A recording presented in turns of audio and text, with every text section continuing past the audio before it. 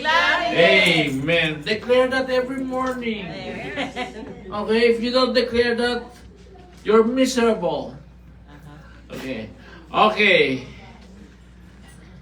God has given me a fresh word this morning. Amen. Amen. Let's pray. Holy Spirit, we thank you. We welcome you. We know that you are here and you will speak to each and every one of us, and that your word will be deeply rooted.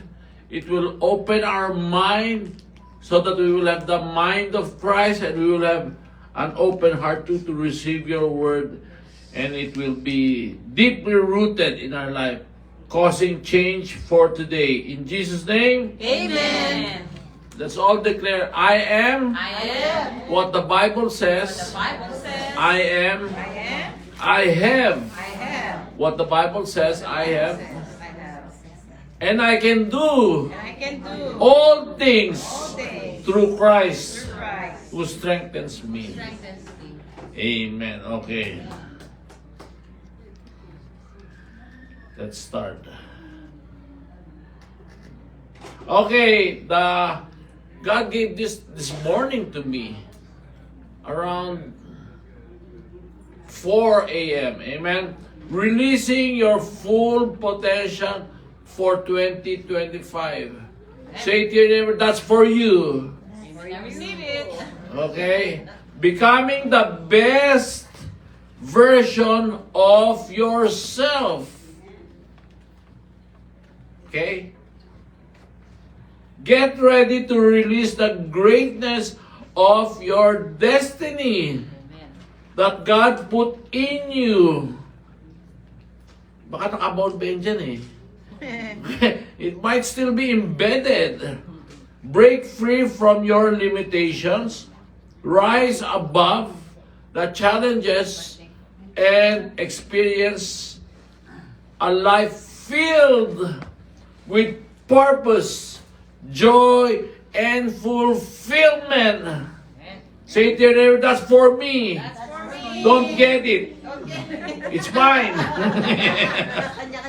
Okay. Okay. Okay.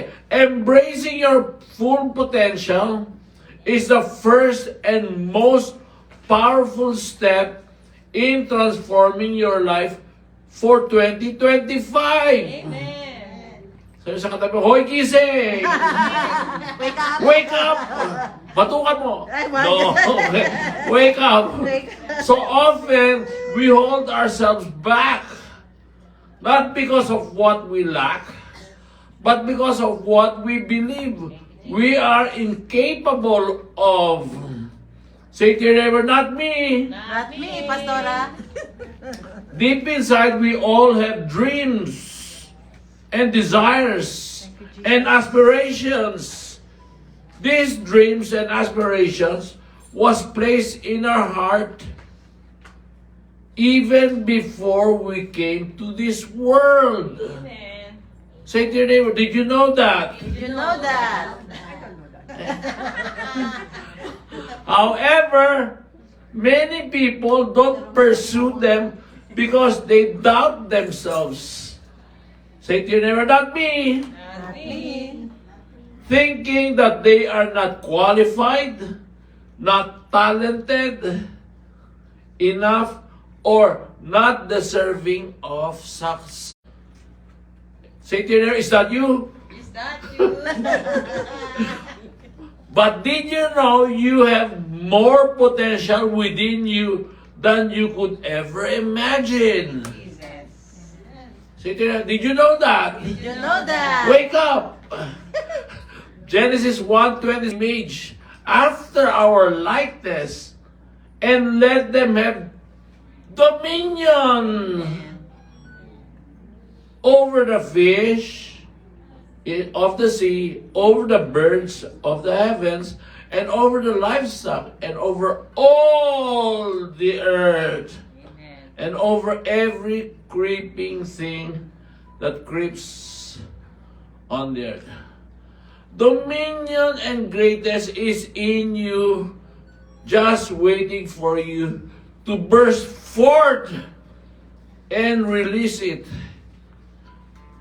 2025 na.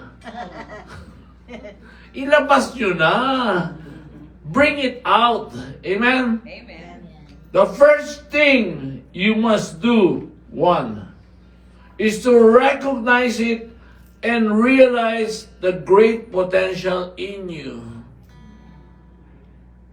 When you truly embrace your potential, you stop focusing on your limitations and weaknesses. Say to your neighbor, not me. Not me. Number 2, stop thinking of what you don't have and start thinking about what you can do. Amen. Jesus. Amen? Amen. Okay. Are you all awake? Okay. The power of self-belief is enormous. It has the ability to move mountains.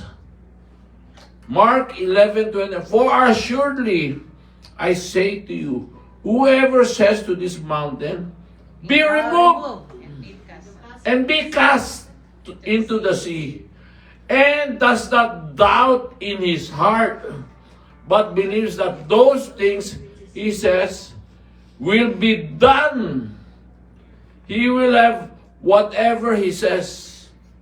Did you know that? Amen. Number 3, you can break barriers and open doors that seem impossible. But belief doesn't come overnight. It is cultivated, nurtured, and developed over time. And it starts by accepting the truth that you are capable and you are worthy. Say to your neighbor, that's me. That's me. Number 4, you are designed and destined for greatness Receive it. in your mind. Think about the people who have achieved extraordinary things in life. They did not start out with all the answers. They did not have all the resources or connections, but they believe in their ability to figure it out. Tell your neighbor, me too. Okay? Why you're quiet? Why? You are absorbing everything I'm saying. Amen. Wait, leave some for me.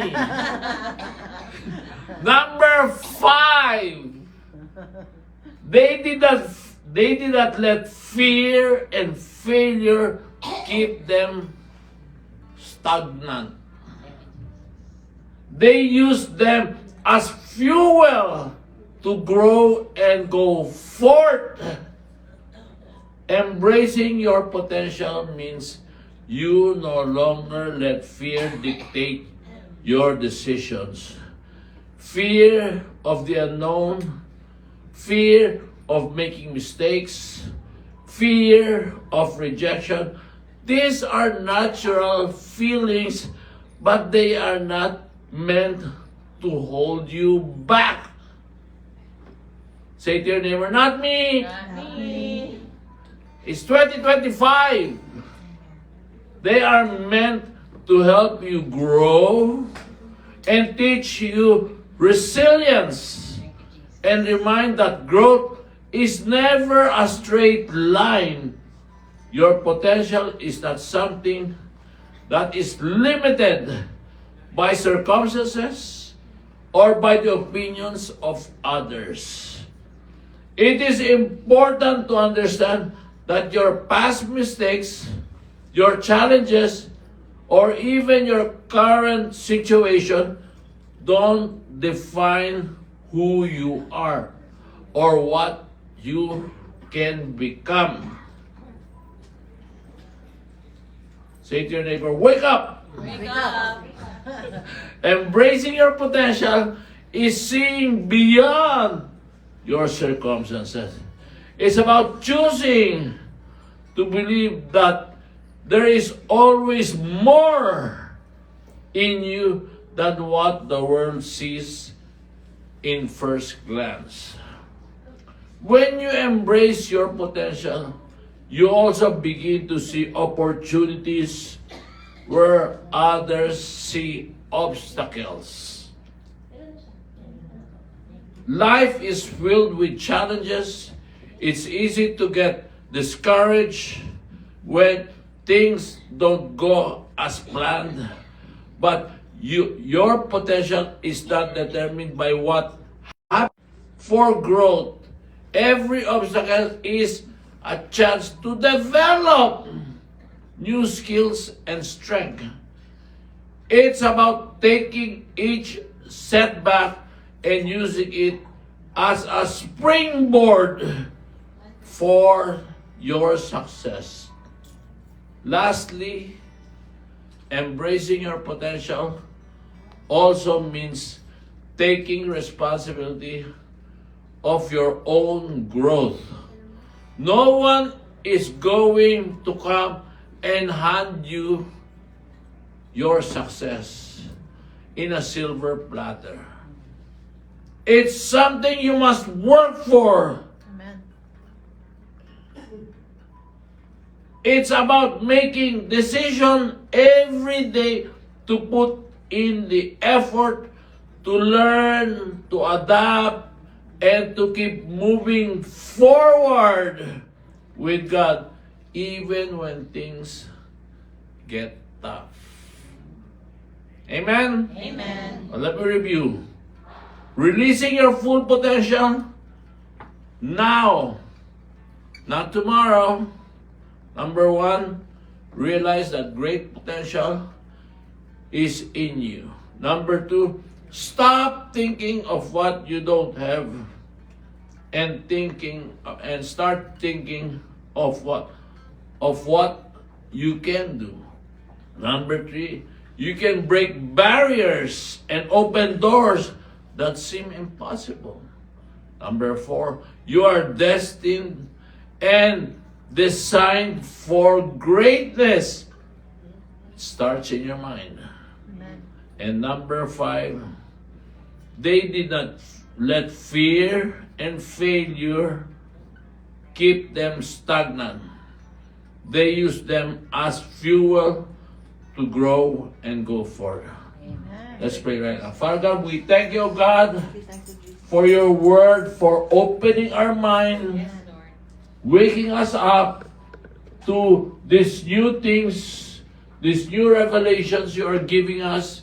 And we pray, God, that we will not just be hearers of this word, of your message, but we are carriers. And greatness is coming out of us in 2025. Let us all say, we love you, Father. Love you, Father. We love you, Jesus. Jesus. We love you, Holy Spirit. Love you, Holy Spirit. In Jesus' name we pray. Amen. Amen. Thank you. Pastor. God bless you all.